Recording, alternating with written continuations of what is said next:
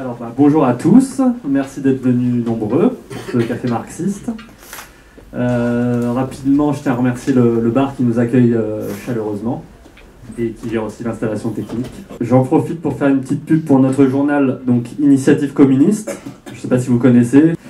Donc c'est un point de vue de classe sur l'actualité politique, que ce soit les luttes, l'actualité internationale, l'actualité nationale, etc. Donc voilà, n'hésitez pas à regarder, à l'acheter, à vous abonner. C'est 2,50 € par mois. Alors aujourd'hui, on a le plaisir d'accueillir Monika Karbowska. Donc Monika, qui est une militante marxiste, communiste, féministe et internationaliste, d'origine polonaise, et qui est diplômée d'histoire des relations internationales. Et aujourd'hui, elle est venue pour nous présenter ce livre qui vient de sortir aux éditions Delga, qui s'appelle Contre-histoire du printemps de Prague. Donc un livre très intéressant, elle va nous en parler. Alors, nous, dans les pays occidentaux et les pays capitalistes, en général, ce qu'on nous a dit du printemps de Prague, c'était que pendant la guerre froide, en pleine guerre froide, en 1968, dans le bloc de l'Est, et plus particulièrement en Tchécoslovaquie, et donc en janvier 68, on a Alexander Dubček qui arrive au pouvoir, et qui va commencer un processus de libéralisation, de démocratisation, et dans ce qu'il va appeler le socialisme à visage humain. Et donc ça arrive en janvier 68. Et en août 68, on a donc les chars soviétiques qui rentrent à Prague et qui vont mettre un petit peu le holà dans tout ça. Et donc ce qu'on nous a appris en Occident en général, c'est que voilà, c'était le retour de l'autoritarisme, du totalitarisme soviétique, etc. Et donc ce livre, en fait, il raconte une autre histoire, de l'autre côté du rideau de fer, on va dire. Et donc c'est très intéressant parce que c'est donc Vassil Bilak, Monika vous expliquera mieux que moi, mais qui était secrétaire du parti, premier secrétaire du Parti communiste de Slovaquie, et qui a écrit ses mémoires et un petit peu le point de vue de les infos qu'ils avaient de ce côté-là, avant les événements, pendant les événements et après les événements. Donc voilà, je laisse Monika vous expliquer tout ça. Merci encore. Donc, je ne vais pas me présenter plus, juste rajouter que je suis donc polonaise d'origine et que je suis de la génération qui a vécu en Pologne populaire et que la destruction de la Pologne populaire que j'ai vécue à l'âge de 18 ans m'a profondément marquée. Et j'étais très radicalement opposée déjà à tout ce qui se passait, sans forcément comprendre. Et je suis venue en France après en pensant qu'en France, je trouverais de l'aide pour empêcher le capitalisme de s'installer dans mon pays.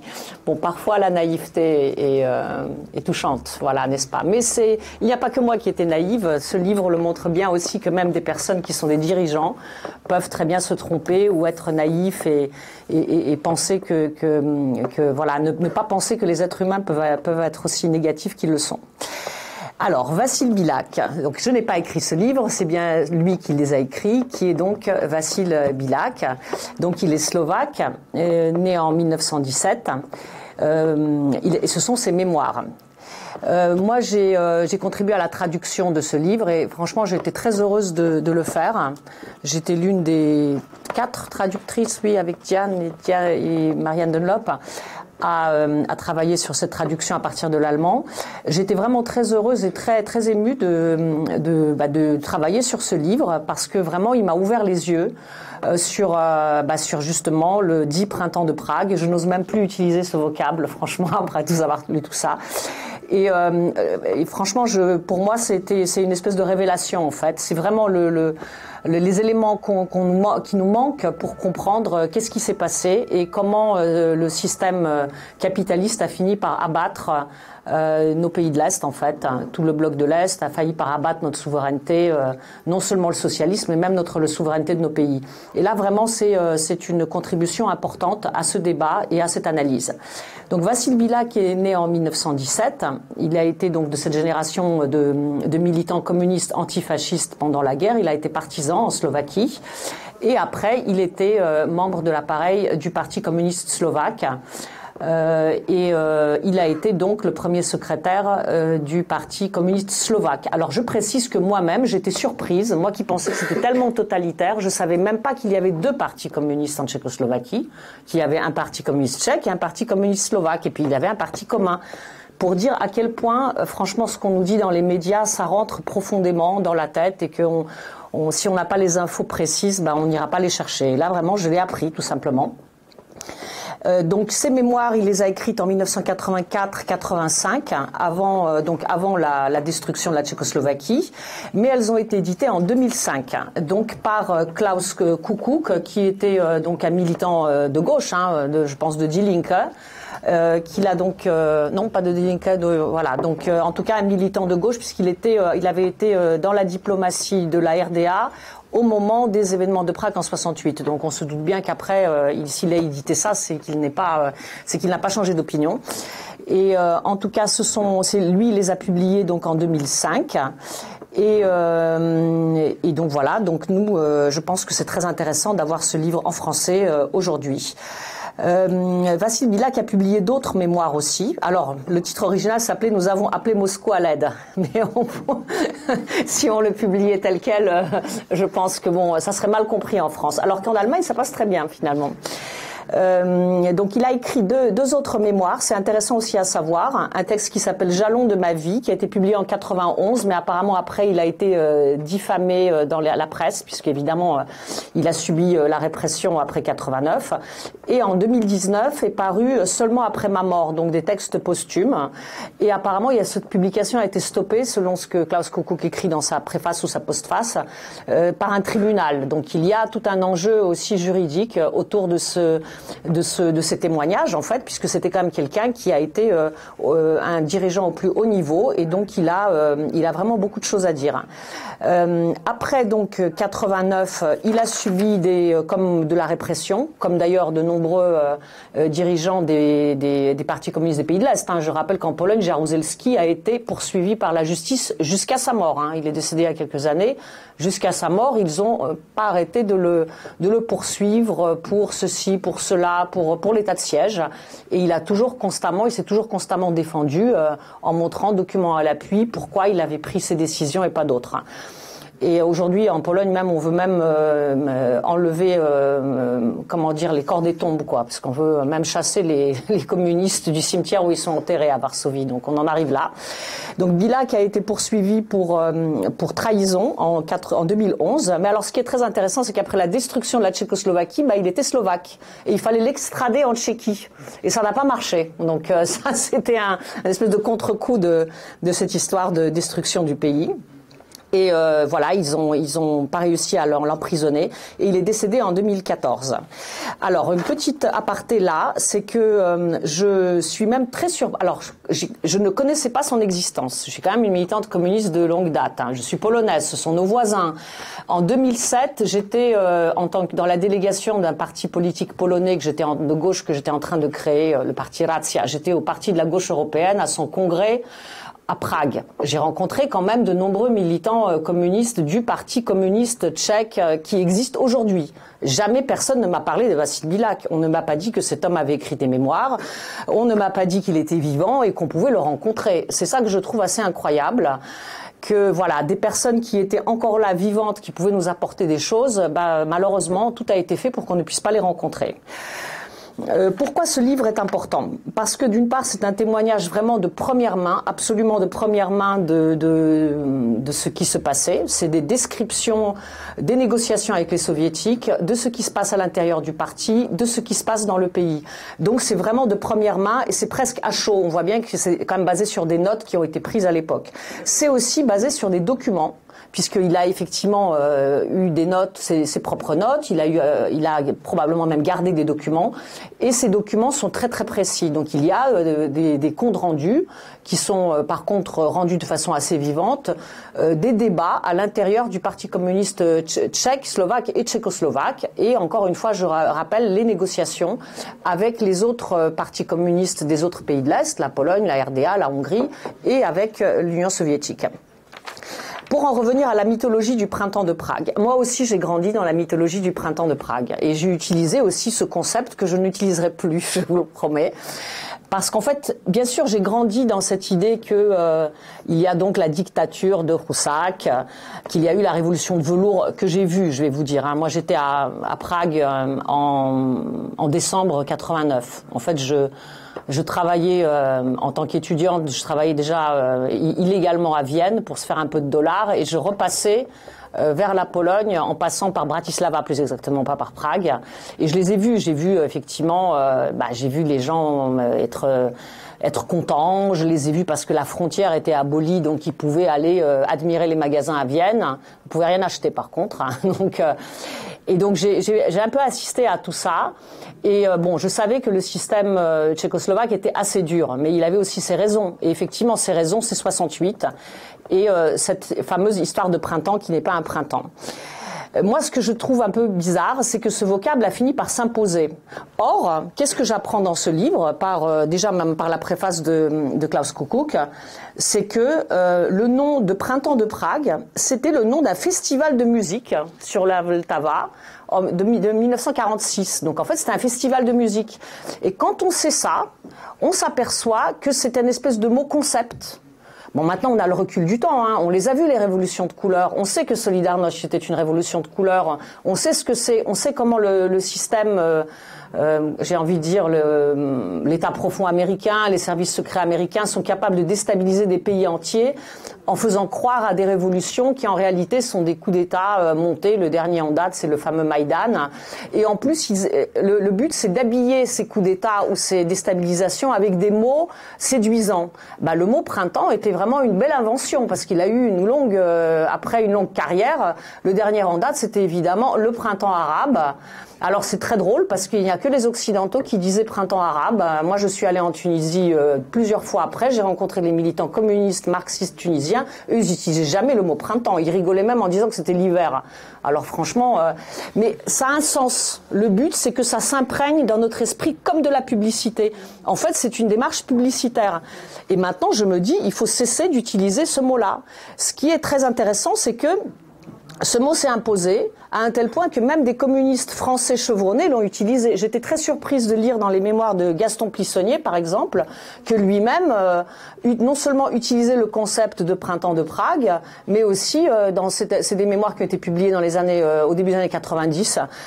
Il dit notamment que justement il condamnait l'intervention soviétique, etc. Je crois même qu'il utilisait le mot invasion pour un militant communiste qui était quasiment un des créateurs du PCF en fait presque. Donc je trouve ça un peu étonnant, mais ça prouve à quel point finalement le système est très fort quoi en fait en utilisant des concepts publicitaires que nous reprenons et finalement qui s'imprègnent dans notre inconscient parce que c'est ça le but.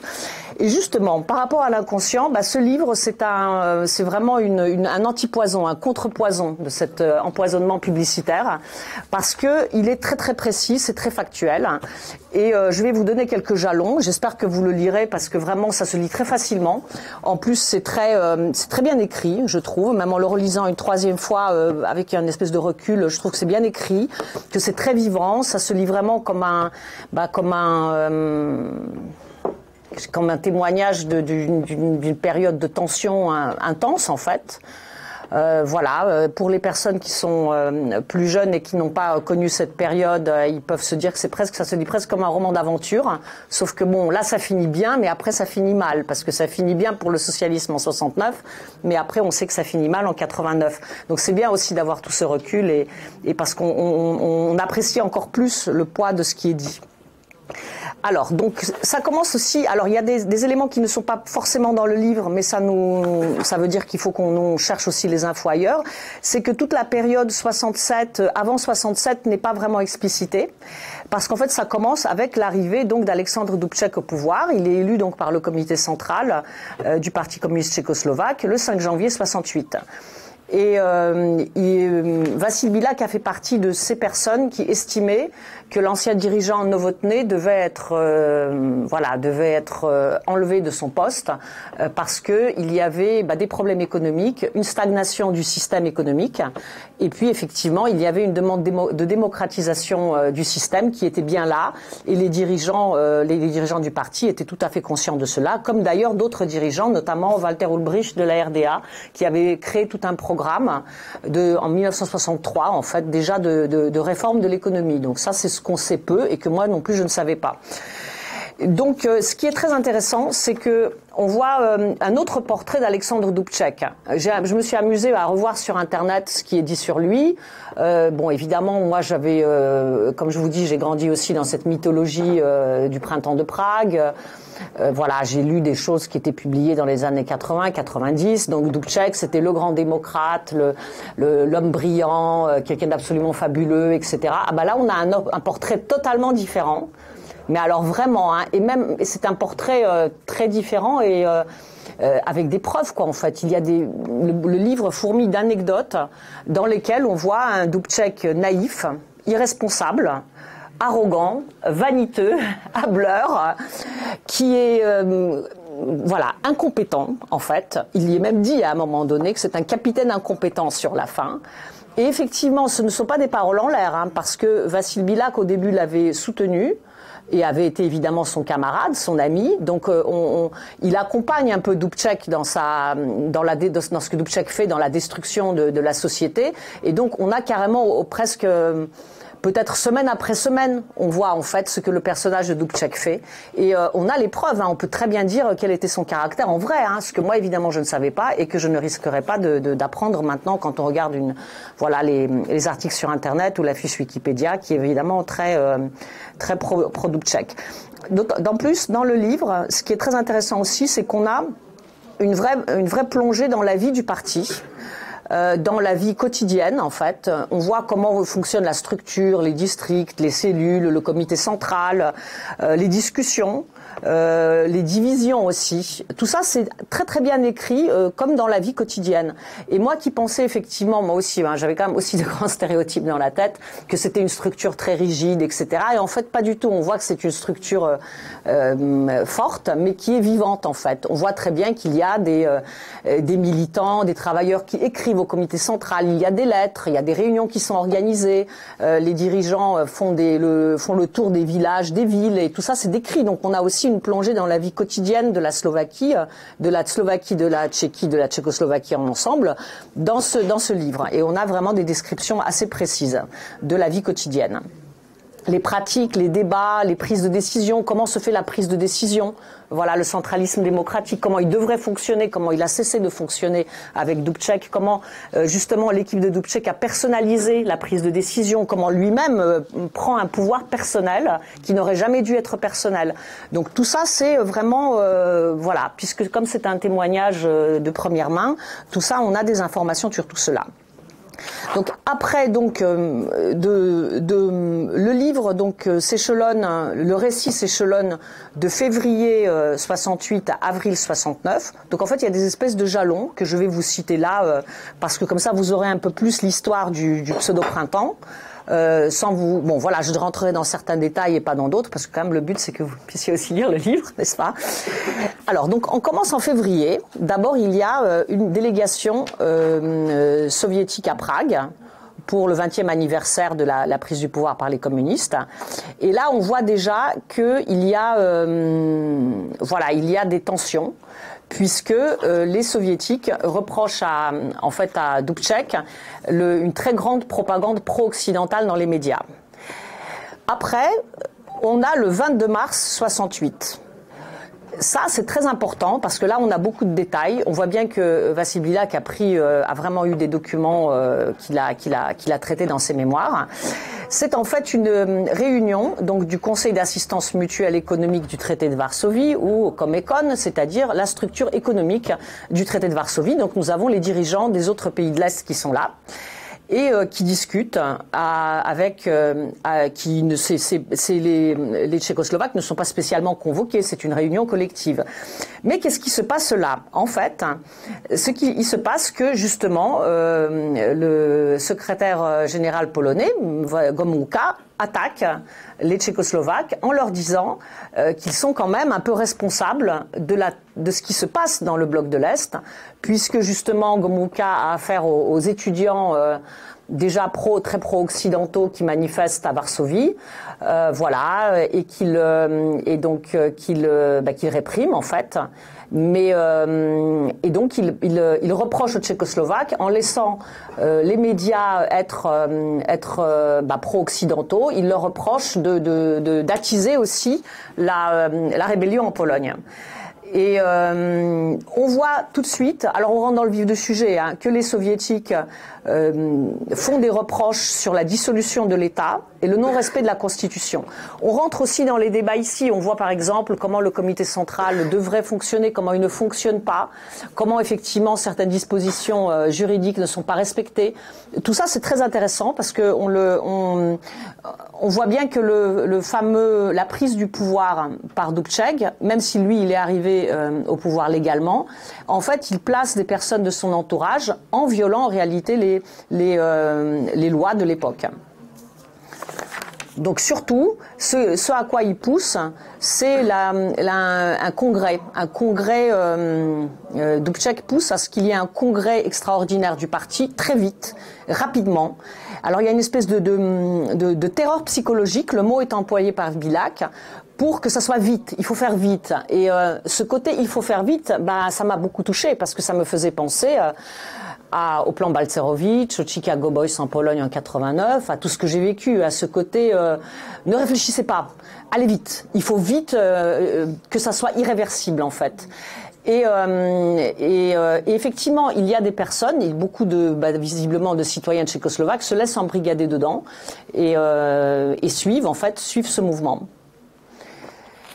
Alors, la question est tout de suite posée, c'est que quels sont les arguments en fait des dirigeants des autres pays de l'Est?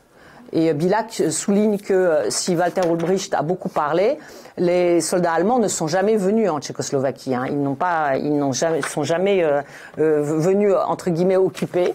Ils sont bien gardés de faire ça, hein, les Allemands, parce qu'ils savaient très bien comment ça serait perçu.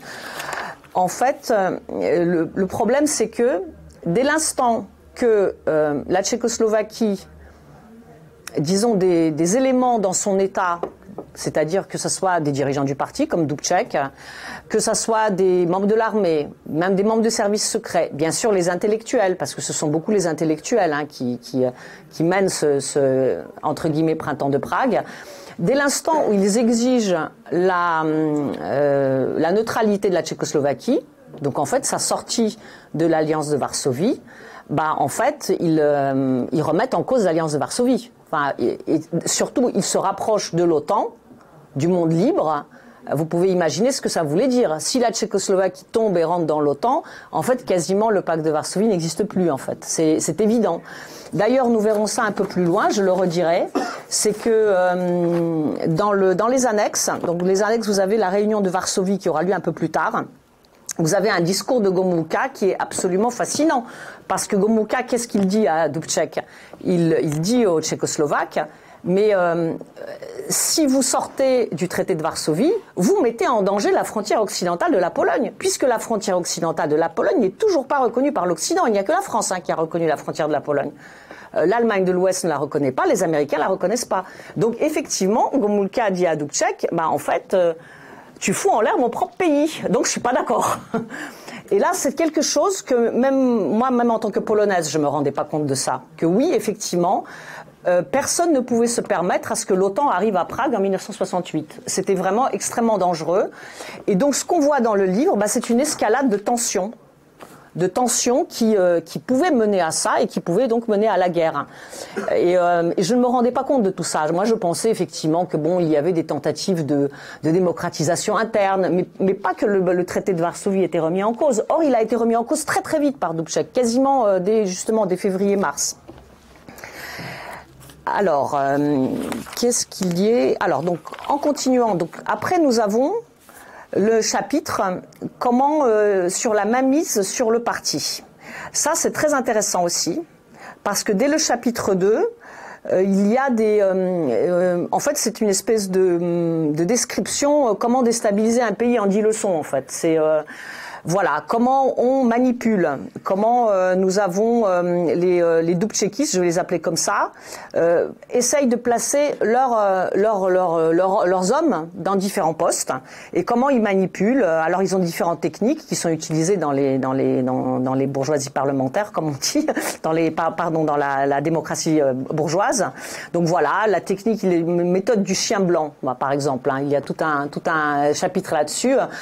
Comment en fait on met un candidat inacceptable pour que justement susciter un débat, des provocations, et après le candidat inacceptable est écarté, mais on va mettre quelqu'un qui est à peu près acceptable. Or ce quelqu'un est quelqu'un qui est encore pire que le premier en fait. Voilà, ça c'est des techniques comme ça qu'effectivement visiblement les communistes tchécoslovaques ils n'étaient pas du tout au courant que ce genre de technique avait lieu, et ces manipulations sont décrites par le menu. Ce qu'on voit aussi dans le livre, c'est les personnages différents. On voit Józef Smirkowski, Franciszek Krygel, on voit Otočík, on voit Zdeněk Mlinar. Tout ça, ce sont des personnes que vous verrez, dont vous avez peut-être entendu parler des noms, hein, parce qu'à l'époque, c'était les stars du printemps de Prague. Et ce qui est intéressant, c'est de voir tous ces gens-là, ceux qui sont devenus tous les Dubčekistes, Dubček compris, sont passés côté capitaliste. Mais absolument tous. Hein. Après, dans les années 70, ils sont quasiment soit tous émigrés en Allemagne ou aux États-Unis, où ils ont fait la charte 77, et après ils ont été dans le capitalisme tout de suite en fait. Donc jamais à aucun moment ces gens-là ne voulaient réformer le socialisme. Ce qu'ils voulaient, c'était le capitalisme. Ils l'ont dit après 89, alors peut-être en se vantant un peu, mais du coup le livre prend encore tout son relief parce qu'on se pose des questions sur comment était-ce possible. Et ça nous ramène à la biographie d'Alexandre Dubček, dont les parents étaient communistes et qui avait quand même vécu toute sa jeunesse en Union soviétique. C'est là où c'est très étonnant, dans les années 30, enfin 20-30. Et après, il avait même été dans les années 55-58, il avait été à l'école du parti à Moscou en fait. Il avait été envoyé là. Et en fait, il s'avère, et ça c'est en fait cet auteur-là qui en parle, qu'il connaissait aussi Gorbatchev en fait. Et il connaissait, et notamment, non seulement lui connaissait Gorbatchev, mais aussi son proche, Zdeněk Milnar, était très proche de Gorbatchev. Et ça aussi, ça vous pouvez aussi le lire sur Internet. Moi j'étais étonnée, hein. C'est-à-dire Milnar qui était le plus radical finalement anticommuniste de tous ces pseudo-communistes à l'intérieur du printemps de Prague, c'était vraiment quelqu'un qui avait fait ses études, il partageait sa chambre en CTU avec Gorbatchev à Moscou. Donc là, on voit une espèce de... je vais être vraiment très méchante en disant ça. On se demande si c'est pas une internationale des traîtres quand même. Là, pour le coup, avec les deux livres, on se pose cette question-là. On se dit qu'on n'a pas encore tout compris. On est en train de découvrir en réalité. Voilà. Et moi-même, j'étais très très surprise parce que vraiment, je ne savais pas tout ça. Les techniques aussi sont décrites dans le livre. La question de l'intimidation, en fait. Il y a les manifestations de soutien à Dubček contre les marxistes-léninistes. Il y a les manifestations, il y a même des émeutes. Moi, je ne savais pas qu'il y avait des émeutes, des manifestations, que c'était extrêmement, que ça bougeait beaucoup à Prague. Et là, ce qu'on voit aussi, c'est le rôle de la télévision. Et je suis très étonnée parce que moi la télévision, alors en l'occurrence même l'auteur ne fait pas du tout focus dessus, mais c'est en relisant, on s'aperçoit qu'à chaque fois qu'il y a des attaques contre le socialisme, même contre la notion de socialisme, ça vient de la télévision. Il y a évidemment une presse, la presse est globalement pour Dubček et contre les marxistes-léninistes, mais par contre, elle est aussi contre le traité de Varsovie, après on verra qu'elle est aussi contre les soviétiques, etc. Mais par contre, la télévision encore plus. Et du coup, je me suis posé la question, est-ce que justement les révolutions de couleur, elles n'ont été possibles pour le système capitaliste à faire qu'au moment où les masses médias ont commencé à être très très répandus? Parce que par exemple en Pologne à la même période, c'est pas tout le monde qui avait la télévision, hein, franchement. La télévision se généralise à partir des années 70, c'est Gierek en fait. Là, la radio, oui, la radio, la presse, mais pas la télévision. Or là, la télévision joue un grand rôle et nous savons, nous tous aujourd'hui, à quel point la télé joue un rôle de propagande extrême, avec ce côté hypnotique de l'image dont on sait bien, aujourd'hui, on le sait encore mieux qu'à l'époque. Et là, ce rôle de la télévision dans la propagande anti-socialiste, anticommuniste, en fait, pendant le printemps de Prague, elle est bien mise en évidence dans le livre. Alors, donc, ce qu'on apprend aussi, alors j'étais très étonnée aussi, c'est de voir que cette démocratisation, c'est aussi une démocratisation où des groupes d'anciens fascistes surgissent, des gens qui ont été condamnés pour collaboration avec les nazis. Ils créent des groupes. Il y a notamment un groupe qui est cité, c'est le K231, qui était vraiment fait par deux anciens officiers nazis. Il y a aussi les collaborateurs du temps en Slovaquie qui relèvent la tête, qui font des organisations. La frontière est une vraie passoire. Il y a énormément d'Occidentaux qui viennent, dont une bonne partie sont des agents du BND, des agents de la CIA. Enfin, tout le monde se promène. Il n'y a plus d'État, en fait. À un moment donné, Vassil Bilak est il a une belle humilité parce qu'il admet qu'il n'a rien vu venir, en fait. Il se dit, mais je ne le savais pas, je découvrais, je pense que j'étais un peu mou là-dessus, parce qu'effectivement, le délitement de l'État, il ne s'en rend compte qu'à partir du mois de avril-mai 68. Et c'est déjà assez tard.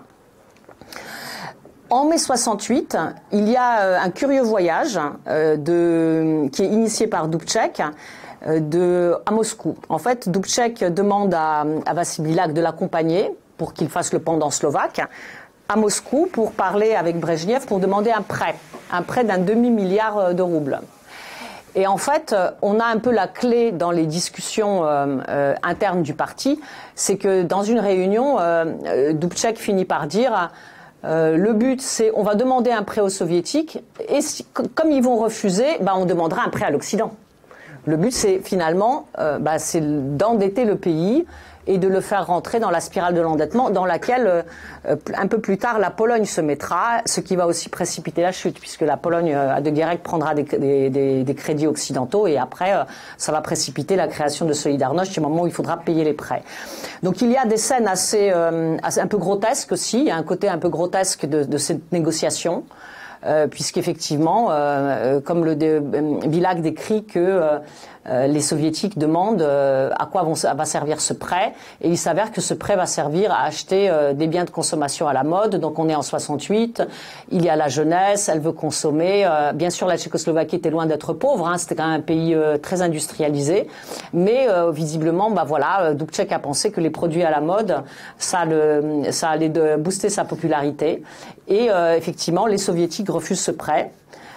Et donc il y a toute une scène autour de cela que Bilak cite pour montrer justement comment la manipulation était faite.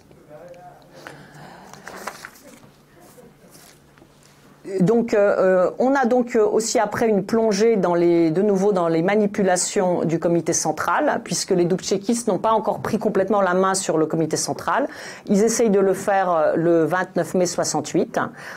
En juin, il y a le fameux manifeste des 2000 mots. C'était un manifeste anticommuniste justement qui réclamait la sortie de la Tchécoslovaquie du traité de Varsovie et qui après, tous ces signataires, c'était des intellectuels qui après feront justement la charte 77 et le capitalisme. Et ça devient, en fait, c'est une espèce de déflagration parce que là, les dés sont jetés. En fait, on ne peut plus, les Dubčekistes ne peuvent plus se cacher derrière le socialisme à visage humain. Ah oui, voilà, le socialisme à visage humain, ça aussi. Ah, ça, c'est quelque chose. Moi, j'ai toujours trouvé ce truc très douteux, mais je ne savais pas pourquoi. Parce que je me suis dit, dans la logique, si ce socialisme est à visage humain, ça veut dire que l'autre est inhumain. Donc voilà, Dubček il est humain, ça veut dire que quoi, que Gomulka est inhumain et que tous les autres sont inhumains. Enfin, je trouvais ça très douteux, mais comme tout le monde répétait, voilà, on ne peut pas aller à... Eh bien là, il démolit le concept. Bilak démolit le concept. Et plusieurs fois dans des discours qui se citent, il se cite lui-même les discours qu'il a fait au comité central où il décrit le socialisme avec un épithète, ça ne marche pas. Soit il existe, soit il n'existe pas. Quand c'est chrétien, ceci, cela, c'est pas du socialisme. Et en plus, il le dit, justement, dire que chez nous c'est du socialisme à visage humain, ça veut dire que chez les voisins il n'est pas à visage humain, c'est de l'arrogance. C'est de l'arrogance, c'est du nationalisme. Enfin, il démonte tout ça. Et moi, je crois que ce qui serait même bien, moi, je pense que je vais le faire, c'est que je vais prendre des petits extraits et je vais les publier sur Facebook pour justement démonter tout ça, parce que ça fait partie des concepts valises publicitaires, en fait, avec lequel En fait, je pense les services secrets nous travaillent au corps en nous balançant justement voilà, ce genre de choses sur lesquelles en fait, ça rentre dans notre inconscient en fait. Et si on n'a pas fait un démontage logique, on va forcément le retenir. À partir du mois donc de juin et du manifeste des 2000 mots, pour Bilac, c'est très clair qu'il y a un risque de vraie guerre civile en Tchécoslovaquie. Et c'est vraiment, il le décrit pourquoi aussi. Il décrit que une bonne partie de l'armée, les services secrets sont du côté des dubčekistes. Justement, là, je vous ai signalé la fameuse frontière qui est une passoire, et c'est quand même la frontière du pacte de Varsovie, hein. C'est vraiment la frontière de l'OTAN quand même. Enfin, on n'est pas, c'est les Sudètes là. On est vraiment au cœur de, voilà, on est au cœur de ce qui peut devenir une guerre. Et il a vite compris que les Soviétiques ne se laisseraient pas faire. Et en fait, ce qu'il essaye de faire, c'est de faire ce que finalement Jaruzelski a essayé de faire plus tard, c'est-à-dire de régler le problème avant que les Soviétiques soient obligés d'intervenir. Donc, d'abord, il essaye de comprendre. Et donc, pour cela, il va en province. Il fait le tour des usines, il fait le tour des villes, des campagnes. Et en fait, il lit attentivement les lettres qui arrivent au comité central. Et il se rend compte que les travailleurs ne se sentent pas du tout concernés par ce que disent les intellectuels. Ils sont au contraire très inquiets. Ils sont inquiets par les tensions.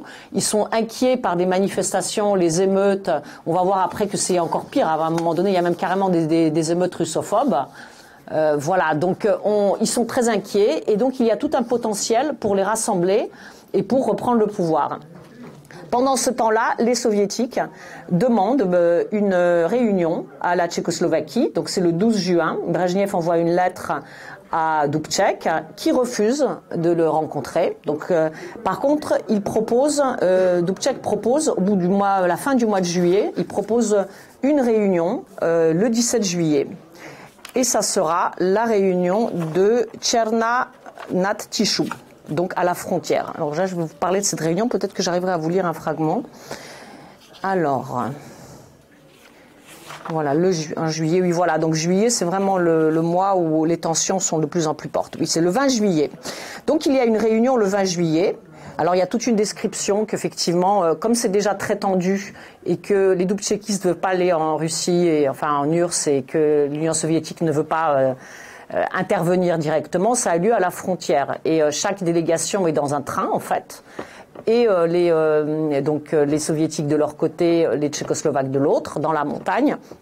Et les discussions ont lieu dans la maison des cheminots de la localité.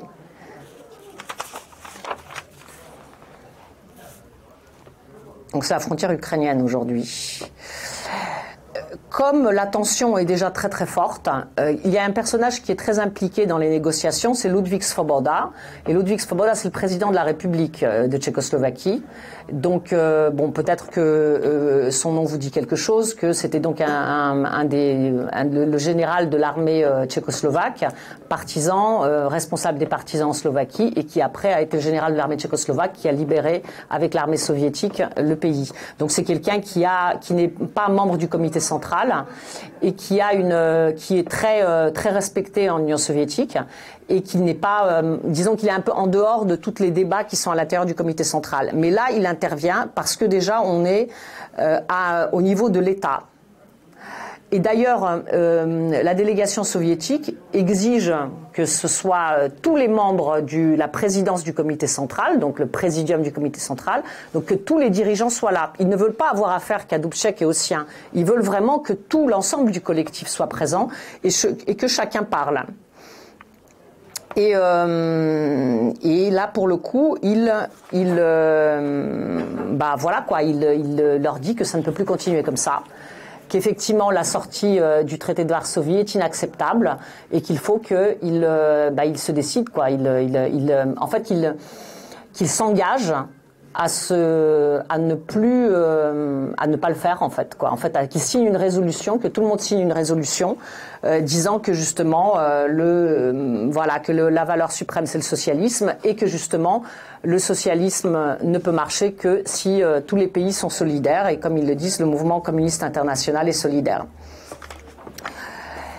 Après cette rencontre à la frontière, il y a donc une réunion très très vite à Bratislava. Donc c'est une réunion au sommet des délégués des dirigeants en fait de tous les pays de l'Est, moins la Roumanie et la Yougoslavie. Donc c'est le 3 août à Bratislava. Donc c'est justement Vassil Biľak qui l'organise. Et donc on a toute une description du château où ça a lieu. On a une description aussi des foules qui sont là, qui sont inquiètes en fait, parce qu'ils comprennent en fait qu'il y a déjà un enjeu énorme. Alors il y a les adversaires, ceux qui soutiennent Dubček et il y a ceux qui sont contre. Et donc la tension est à son comble.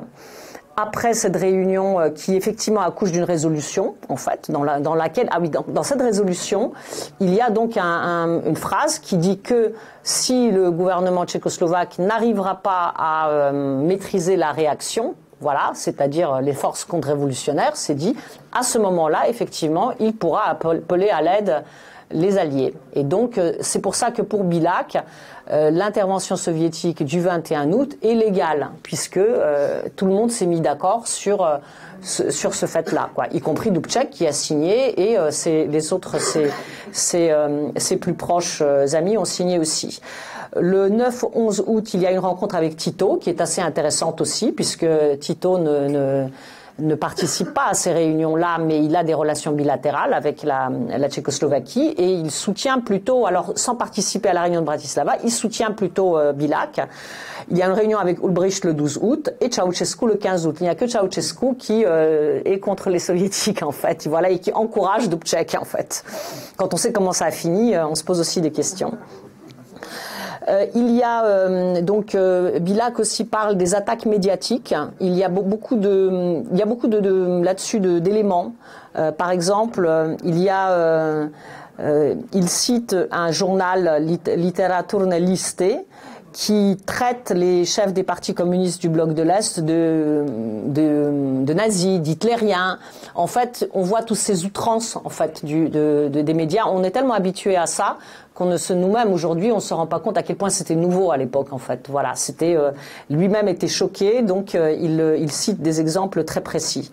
Et à un moment donné, il cite aussi que dans le cœur de la tension, quand il se rend compte que comme les Dubčekistes ne respectent pas les accords qu'ils ont signés, déjà à Tchernian, à Tisou et puis après à Bratislava, il sait qu'à un moment donné, de toute façon, l'intervention soviétique sera inévitable, d'autant plus qu'il y a des manœuvres, par exemple, il y a des manœuvres du pacte de Varsovie qui avaient lieu en juillet ou en juin, et effectivement, les médias exigeaient que les manœuvres finissent parce que, parce que sinon, ça voudra dire que ces forces-là sont là pour intervenir en Tchécoslovaquie.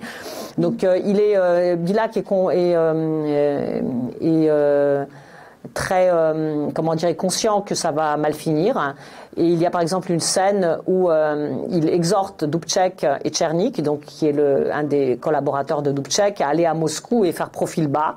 Il refuse. Et donc Biľak essaye de le convaincre, il décrit des réunions qu'ils font, même des marches dans un parc, et il lui dit c'est ta responsabilité, il y aura une guerre civile, tu ne peux pas continuer comme ça. Il se tutoie, tous ces gens-là se connaissent très bien, donc, et ça ne marche pas. Dubček est comme hypnotisé, complètement comme s'il était hypnotisé. Il utilise les mots un peu de guerre psychologique, d'hypnose, de folie. C'est assez, mais moi ça me fait penser à Solidarność dans les années 90. Donc je me demande même s'il n'y a pas un élément comme ça d'inconscient qui joue là-dedans. À un moment donné, Dubček menace de se suicider. Donc il y a un côté aussi théâtral du personnage qui est effectivement avec le recul, c'est assez détestable, hein, parce qu'on se dit enfin vraiment, moi je me pose la question, est-ce qu'il se rendait pas compte que ça allait générer, que le capitalisme allait générer une misère affreuse, quoi, ce qu'il a fait, quoi, en fait. Quand on pense à tout ce qu'on a souffert après, moi-même et dans ma génération, le personnage n'en est que plus détestable, à vrai dire, hein, franchement. Hein, il a eu de la chance qu'il est mort en 92, hein, parce que on l'aurait poursuivi de notre aide. Donc Biľak, à partir de là, son objectif, c'est d'éviter la guerre civile. Et c'est là et c'est là que justement a eu lieu le 21 août 68, qui est décrit de façon très précise. Ils sont donc au château, donc qui est le siège de la présidence de la République, avec Ludvík Svoboda. des informations finissent par remonter que les armées soviétiques et que les armées soviétiques sont rentrées sur le territoire. Et ils essayent d'avoir des informations par justement les militaires, mais les militaires ne leur disent rien en fait. Voilà, c'est aussi très très intéressant. La télévision et les médias appellent déjà non seulement à manifester contre les soviétiques, mais appellent à des actions armées. Hein. Les médias lancent le peuple contre les chars soviétiques. C'est là où justement Bilak traite Dubček de capitaine incompétent parce qu'il n'est pas du tout à la hauteur de la tâche. Hein. Il n'est pas du tout un chef. Il n'est pas du tout un homme d'État. Il fuit, il se dissimule. Il essaye de diluer la responsabilité. Voilà, et il y a une belle phrase justement que Bilak dit « La République n'était pas occupée par des ennemis, mais sécurisée par des amis, afin de ne pas être occupée par ses ennemis. » Et il ne faut jamais oublier que pendant ce temps-là, d'ailleurs on a eu mai 68 en France pendant ce temps-là, donc il y a eu quand même des tensions très fortes dans toute l'Europe, et l'OTAN, les Américains sont à l'affût pour prendre la Tchécoslovaquie. Enfin, on n'est pas naïf, on se rend compte que c'est certainement ce qui avait lieu. Et en plus, pour rajouter à la duplicité de Dubček, on apprend que Brejnev l'avait averti le 17 août de l'imminence de l'arrivée de ces forces militaires et que Dubček avait caché la lettre. Il n'en avait parlé à personne. Il en parle que quand c'est fait déjà. Donc c'est difficile de dire que c'était une surprise. Ce n'était absolument pas une surprise parce que selon Bilak, les soviétiques ont toujours maintenu le dialogue et ont toujours voulu que ce dialogue reste. Là, je vais vous lire un petit fragment qui m'a beaucoup touché. Donc Bilak dit « J'étais submergé par l'impuissance, la colère et la peur. Nous nous étions rendus à la contre-révolution sans combattre. Nous nous sommes laissés écraser. » Et il parle du danger d'une éternelle guerre civile qui peut s'installer. Et donc voilà, donc il décide de prendre les choses en main. Voilà, alors c'est assez émouvant tout ça, et cette tension est très très bien décrite.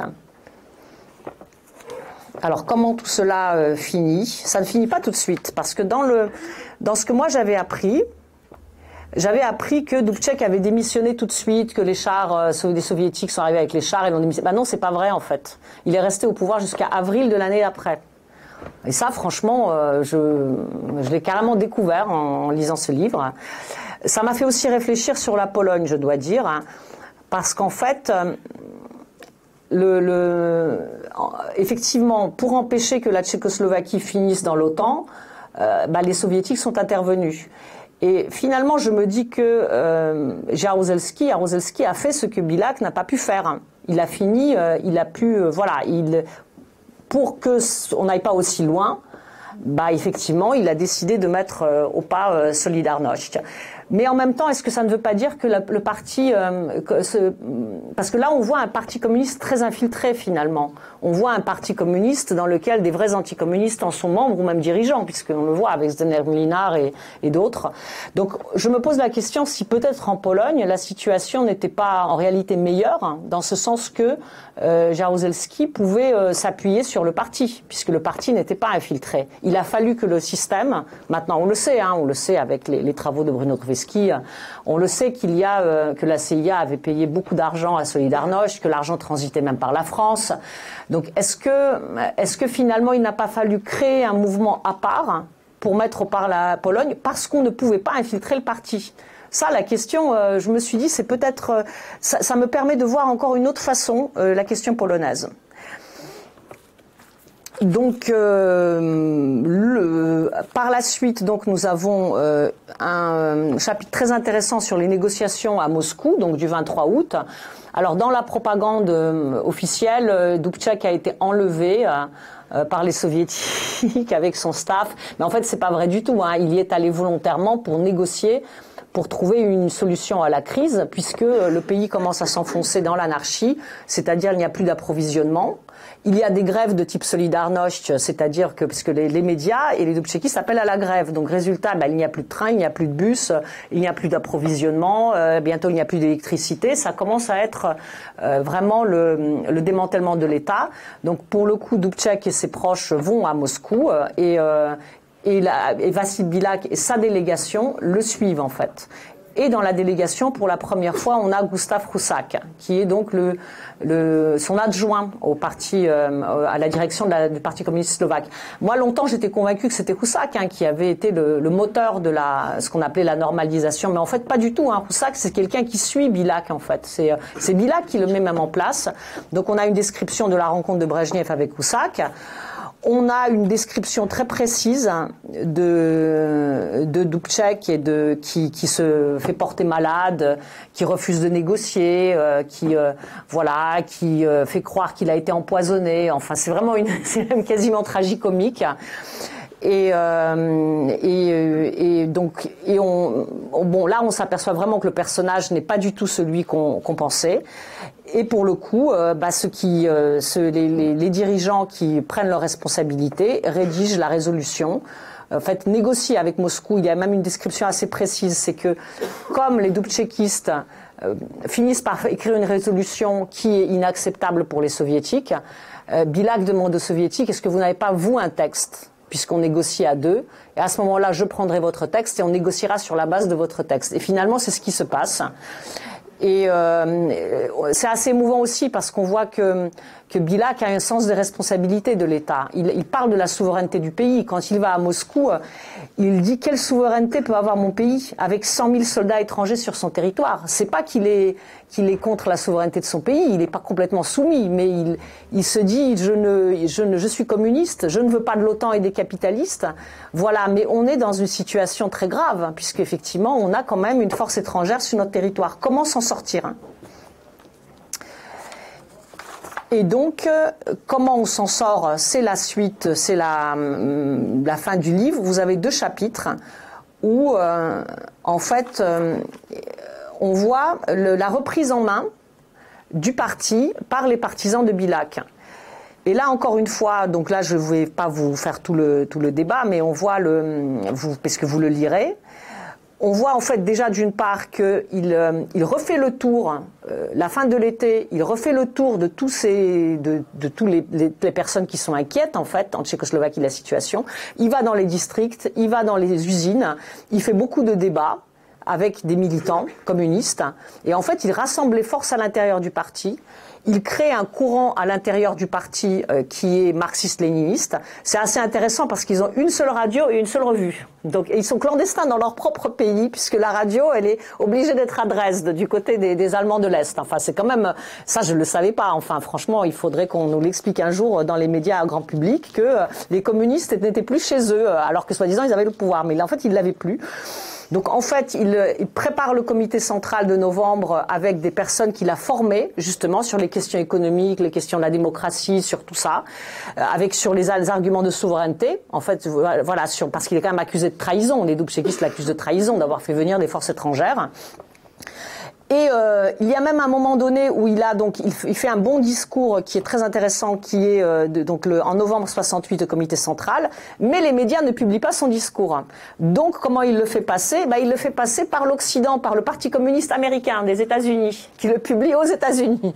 Et là, ça c'est vraiment très intéressant comment on voit comment s'internationalise aussi la crise. Il est question aussi de Jan Palach, donc du fameux jeune homme qui s'est immolé donc je réponds, c'est intéressant de voir tout de suite que la façon dont Bilak traite la question. Pour Bilak, comme le Parti communiste tchécoslovaque ne maîtrisait plus les services secrets, c'était évidemment une provocation. Ce garçon était un être fragile qui s'est fait avoir quoi, en fait, qui s'est fait manipuler et qu'on a poussé à faire un geste qui n'est pas du tout dans la culture des pays de l'Est. Ça c'est très intéressant. Il insiste sur le thème que on ne se suicide pas pour des raisons politiques dans les pays de l'Est. C'est vrai que ça c'était le geste des moines bouddhistes dans les pays asiatiques qui protestaient d'ailleurs contre l'occupation américaine au Vietnam et ailleurs. Que c'est pas du tout quelque chose. Et il le dit même que les communistes tchécoslovaques n'étaient pas du tout préparés à ça. Ils ne savaient pas comment traiter ce genre de folie, on peut dire. Voilà. Le 28-29 mars 69 ont lieu des émeutes anti-russes. Ça aussi je ne le savais pas, je l'apprends. Les bureaux de Aeroflot et Intourist sont dévalisés. Il y a aussi, et là on a aussi dans le livre quelque chose de très intéressant, c'est le rapport du KGB. note du KGB sur la situation. Et effectivement, ça corrobore aussi ce que dit Bilak, c'est qu'il y a quand même 58 soldats soviétiques qui sont tués et une centaine de Tchécoslovaques aussi qui perdent leur vie dans tous ces événements. Et on a quand même une liste assez impressionnante dans le rapport du KGB de soldats qui sont attaqués par des gens inconnus, parfois des policiers tchécoslovaques, donc par des soldats même. En fait, il y a des escarmouches qui sont plutôt cachées. C'est jamais en face en fait. C'est pas des. Mais en fait, on voit très très bien le danger de guerre civile. Le rapport du KGB illustre bien le danger de guerre civile dont parle Bilak. Et voilà, et donc ça finit pour bien, dans ce sens que, évidemment, nous on sait que ça finit mal sur la suite, mais d'abord ça finit bien, puisque les marxistes se réorganisent. Alors là aussi, il y a un fragment où les marxistes-léninistes à l'intérieur du parti, comme ils n'ont pas le pouvoir, ils n'ont pas d'argent, donc ils font des collectes entre eux pour pouvoir éditer des tracts internes, voyager les uns les autres et se rassembler. Donc voilà, donc contrairement à ce que moi je pensais qu'effectivement, ce qu'on m'a appris, que les chars soviétiques sont arrivés, ils ont mis Roussac et tout était normalisé, c'est pas du tout ça, c'était une véritable lutte politique dans lequel effectivement les marxistes-léninistes ont fini par s'imposer, mais aussi parce que Dubček n'avait pas du tout cette aura qu'on lui prête. Ah oui, il y a aussi un élément très intéressant, c'est qu'il y a une réunion internationale des partis communistes à Budapest, donc c'est début 69, et puis après il y en a une en avril 69 à Moscou. Et là, il y a une discussion de Bilak avec Georges Marchais. Et qu'est-ce qu'on apprend? On apprend que Dubček avait eu une discussion avec Jean Canapa, donc en août 68, juste au moment de l'arrivée des soviétiques, mais que personne n'a jamais été au courant de ce qui a été dit en fait. Et donc en fait on voit bien que même les communistes français se sont laissés abuser par Dubček, puisqu'en fait ils n'ont jamais eu un autre son de cloche. Et ça, ce serait très intéressant de voir dans les archives qu'est-ce qui a pu être dit à ce moment-là. Voilà, et donc cette histoire, alors c'est ça ce qui est intéressant, c'est cette discussion de Georges Marchais avec Bilak donne des arguments à Bilak pour pouvoir définitivement organiser le limogeage de Dubček en avril, le 17 avril 1969. Il y a un comité central où effectivement Dubček, avec des pressions qui sont décrites, on le discute avec lui, on lui dit que ça y est, il a fait assez de dégâts, que voilà, s'il accepte de partir, on va pas sévir contre lui, etc. Et il finit par démissionner, donc le 17 avril, et Gustav Roussac est donc élu. Et donc le livre finit là-dessus. Et évidemment, il est écrit en 84-85. Donc, disons que l'auteur qui, à ce moment-là, est à la retraite, légitimement peut se sentir satisfait d'avoir sauvé le socialisme. Bien sûr, ce n'est pas le cas après. Et donc après, vous verrez, il y a un entretien avec lui de 2005 que Koukouk a mené avec lui. Et on voit une analyse très très pertinente du système capitaliste, une analyse très moderne. Et franchement, encore une fois, je répète que je regrette vraiment beaucoup, infiniment, de n'avoir pas pu le rencontrer, puisque j'étais déjà active politiquement. Et je suis 100% sûre qu'un contact avec une personnalité pareille, ça nous aurait aidé à reconstruire nos partis communistes. Voilà, merci. J'ai pas fait de lecture.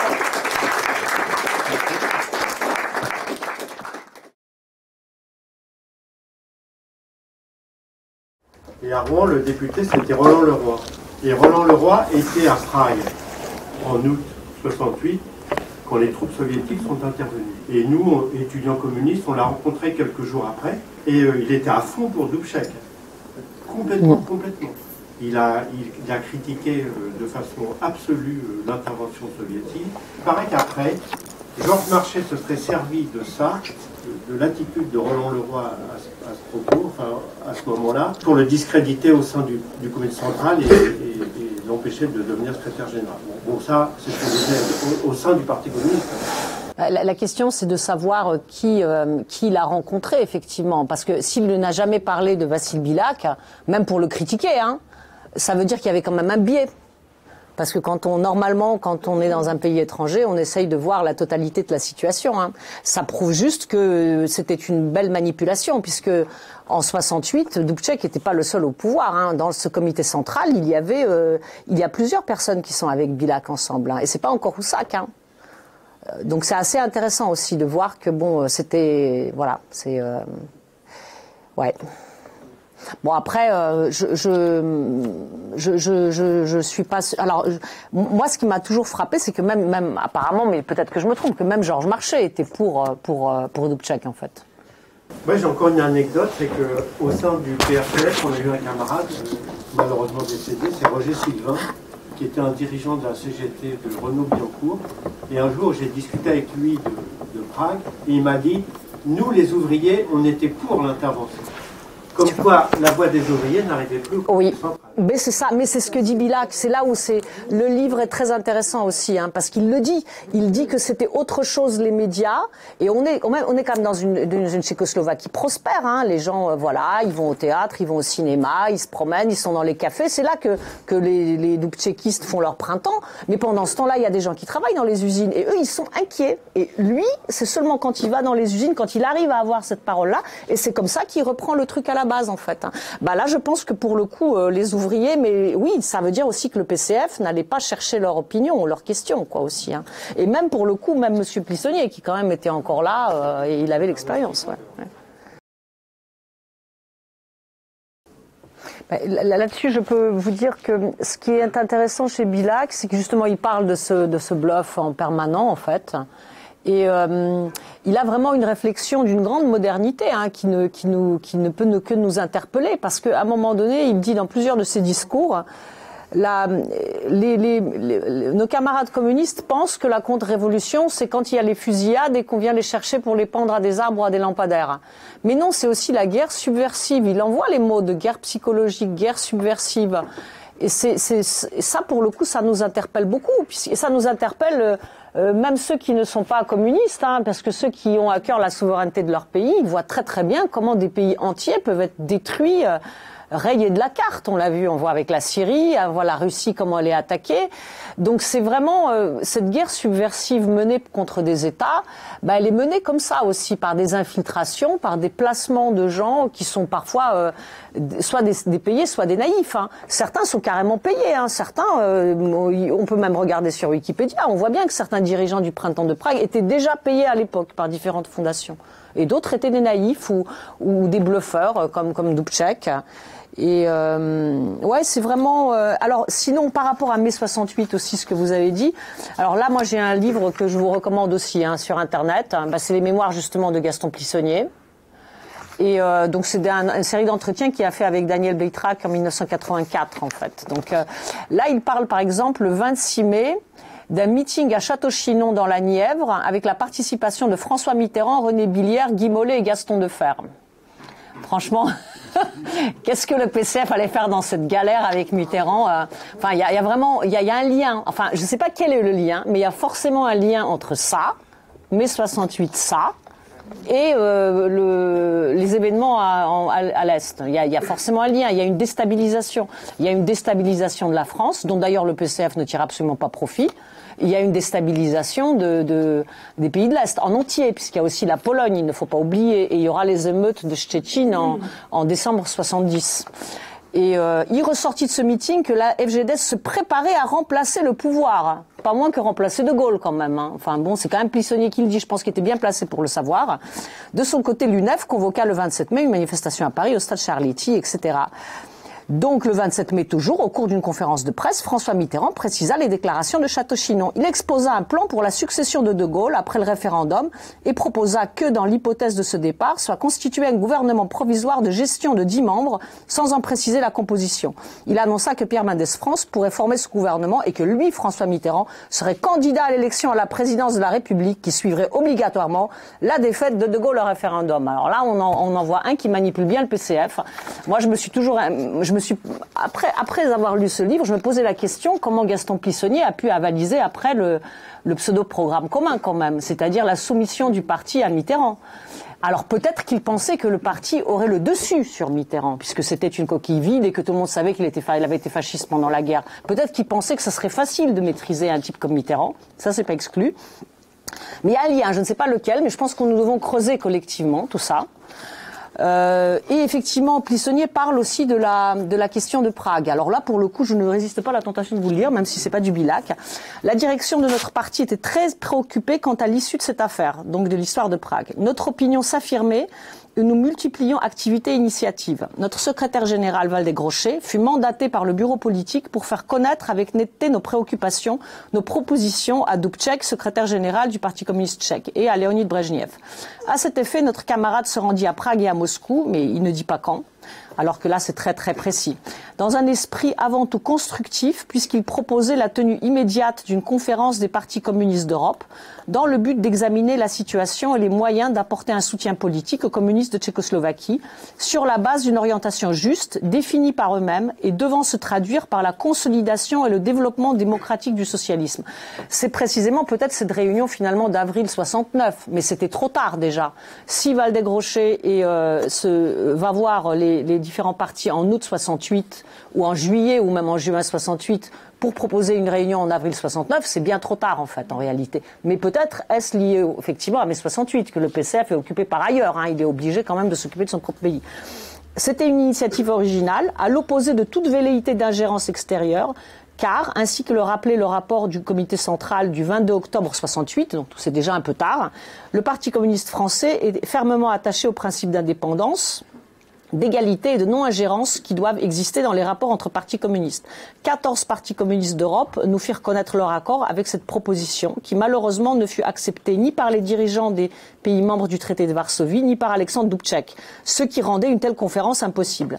En dépit de ce refus, notre parti continua à affirmer clairement et publiquement son opposition à toute intervention militaire, gardant encore espoir qu'elle n'aurait pas lieu. Après, quand l'intervention se produisit, quelle fut la réaction de la direction du parti ? Bon, là, il y a l'histoire que tout le monde était en vacances. Je vous dis, je ne fais pas un dessin de où était en vacances, mais tout le monde était en vacances. Par contre, tous les camarades interrompirent leurs vacances pour y participer à une réunion du comité central le 22 août. Une forte discussion eut lieu avec la camarade Jeannette Torres-Vermersch, qui approuvait l'intervention et désapprouvait la proposition du bureau politique. La résolution du comité central fut cependant adoptée à l'unanimité, moins l'abstention de Jeannette. Donc c'est exactement ce que tu as dit, voilà.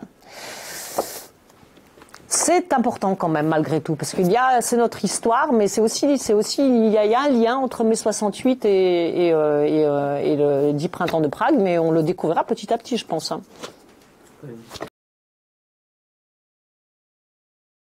Mais justement, là-dessus, je voulais dire, il y a d'autres choses que je voulais vous dire à propos des soldats soviétiques. Parce que là, pour le coup, vous avez les scènes réelles de comment ça se passe. Alors, c'est pas forcément des scènes de rue, parce que Bilac est honnête. Il va pas inventer un truc qu'il n'a pas vu, alors qu'il était tout le temps dans les négociations. Mais il y a des trajets en voiture qu'ils font, par exemple, dans la ville, et ils se font attaquer. Même attaquer quoi en fait par des manifestants ou par des provocateurs, on ne sait pas trop qui c'est. Aujourd'hui, on n'est plus.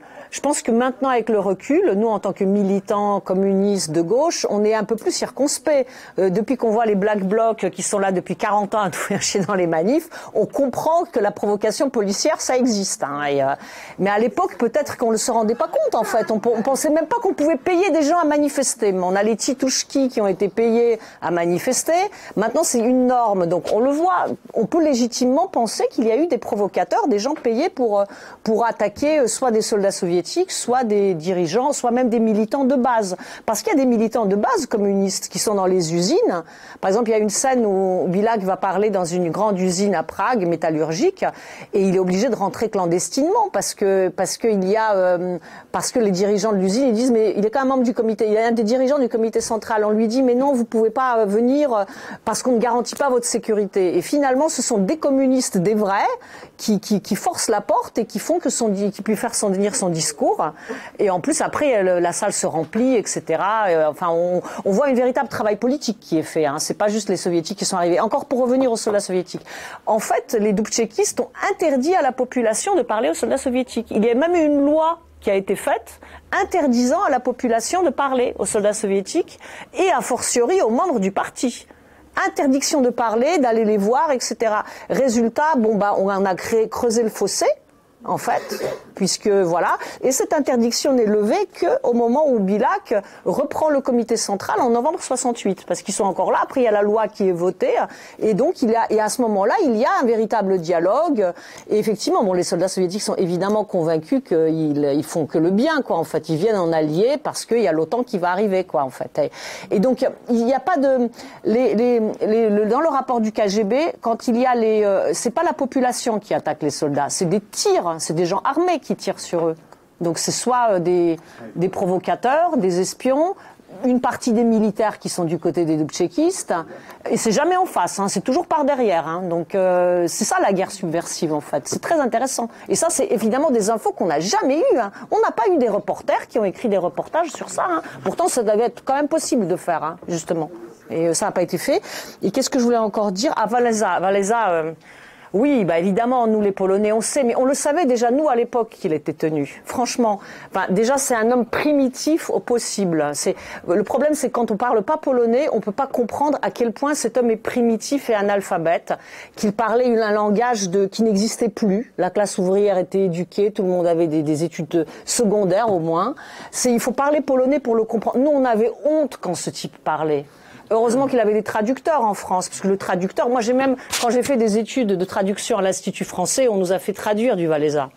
Parce qu'on nous a dit, si vous voulez vraiment voir ce que ce n'est pas une traduction, mais comment il faut interpréter les paroles d'un homme dont il faut absolument cacher la vulgarité, la bassesse, la bêtise, tout ça, vous allez apprendre à comment on fait pas une traduction, en fait. Parce que justement, tous les traducteurs sauvent Wałęsa comme ça, en fait. Donc, du coup, ils sont aussi payés pour lui donner une image lisse, alors que ce type était atroce, quoi. Atroce. Mais le problème, c'était nous les citoyens.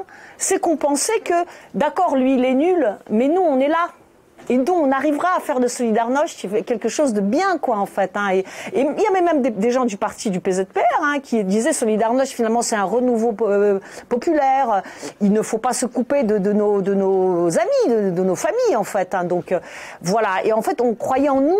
On s'est un peu trompé parce que finalement on s'aperçoit que quand il y a la guerre subversive, il a eu raison Bilac, il faut savoir qui est ton ami et qui est ton ennemi. Évidemment moi à 18 ans je pouvais pas avoir ce genre de mentalité, ça c'est quelque chose que vous pouvez acquérir qu'après une longue expérience et c'est là où je me dis il faut absolument reconstruire nos structures politiques, vraiment de base. Hein. Il faut qu'on apprenne à refaire des réunions de cellules, des fédérations, qu'on arrive à s'écouter, que voilà, on s'écoute mutuellement, jeunes et vieux, etc. Je sais pas, il y a quelque chose il faut qu'on reconstruise parce que là on n'y arrivera pas comme ça. Et d'ailleurs là-dessus, je finis encore avec Gaston Plissonnier. Bizarrement, j'ai vraiment besoin de parler de ça. Qu'est-ce que j'ai appris par Gaston Plissonnier? Dommage qu'on me l'a pas appris plus tôt. C'est qu'en fait, pour créer des structures de base, un dirigeant d'une fédération allait dans les campagnes et dans les campagnes, principalement en France, et donc il allait voir les militants chacun personnellement. Il commençait à 8h avec une famille, il continuait à 10h, il allait à midi, à 14h, à 16h, à 19h, il faisait une réunion de cellule. Et le lendemain, il continuait. Et c'est comme ça qu'il crée des réunions de cellules. Et c'était le dirigeant d'une fédération, quand il était dirigeant de la fédération. C'est comme ça qu'on crée en fait une structure. On ne crée pas une structure en attendant, en balançant un truc sur les réseaux sociaux et en attendant que ça se passe, quoi. Même si ça peut créer des émeutes, puisque les Gilets jaunes étaient un magnifique mouvement, mais qui était de type émeute. On n'a même pas eu le temps de s'organiser en fait. Sauf quand il y avait les ronds-points. Là, on pouvait penser. Mais bon, après, il y a eu l'histoire covidienne qui a bien servi, n'est-ce pas? Donc moi, je relis ça parce que moi, j'ai pas appris ça. Hein, je vous dis ça, mais moi-même, je découvre. Hein, je n'ai pas appris à créer des structures. Et il faudra qu'on le refasse. Voilà. Monica, qu'est-ce qu'on peut penser de la Slovaquie aujourd'hui? Ah justement, ça c'est intéressant parce que en lisant, j'avais sous les yeux la Slovaquie d'aujourd'hui. Ça ne m'étonne pas qu'elle soit souverainiste comme ça, avec un type Robert Fico qui d'accord n'est pas du tout communiste, mais c'est un souverainiste. C'est quand même un gars qui a payé de sa personne. Hein. Quand vous avez vu comment il a été effectivement victime d'un attentat, il a failli mourir. Et la première chose qu'il fait en se rétablissant, c'est aller à Moscou. Donc, mais du coup, je pense, comme en Allemagne de l'Est actuelle, beaucoup de citoyens qui votent pour lui, en fait, ce sont soit d'anciens communistes, soit des gens qui ont été touchés par j'ai envie de dire, cette indépendance slovaque. Alors, Dubček était slovaque aussi. Hein, ça, c'est ça là où c'est particulier. Mais moi-même, j'ignorais le rôle en fait important des Slovaques dans le Parti communiste tchécoslovaque. Je savais pas que c'était les gens les plus j'ai envie de dire, c'était les plus radicaux, les plus moralement, durs, j'ai envie de dire, alors que côté tchèque, il y avait beaucoup les intellectuels, etc., très liés à l'Occident. Donc voilà, je pense qu'il y a un lien entre la Slovaquie actuelle et comme il y a au niveau de l'Allemagne de l'Est, puisque moi-même j'ai milité un peu avec Die Linke, et ceux qui étaient les plus anti-OTAN et qui sont radicalement contre la guerre contre la Russie, ce sont les militants de l'Allemagne de l'Est. Voilà. Et c'est clair, ça, pour le coup, là, il y a un fond, quoi. Il y a un lien. Alors, on va s'en tenir là, on peut encore discuter après dans le bar. Simplement, pour le prochain café marxiste, donc, aura lieu le 8 mars. Et ça portera, donc c'est la journée de la lutte pour le droit des femmes. Et ça portera sur donc, le bataillon Rodina, donc, qui est le seul bataillon, c'est un détachement, mais voilà. On l'a appelé bataillon, mais c'est le seul détachement féminin de la résistance française et qui était composé de jeunes femmes soviétiques, donc russes et biélorusses, qui avaient été mises dans des camps de concentration et de travail par les nazis en France, qui se sont évadées et qui ont ensuite résisté au sein de la résistance française. Donc ça sera avec René Barki, qui est donc un camarade spécialiste de cette histoire-là, qui viendra nous en parler donc le 8 mars, ici même à 14h. Super. Voilà. Bravo. Merci beaucoup. Merci d'être là. Bravo pour Delga.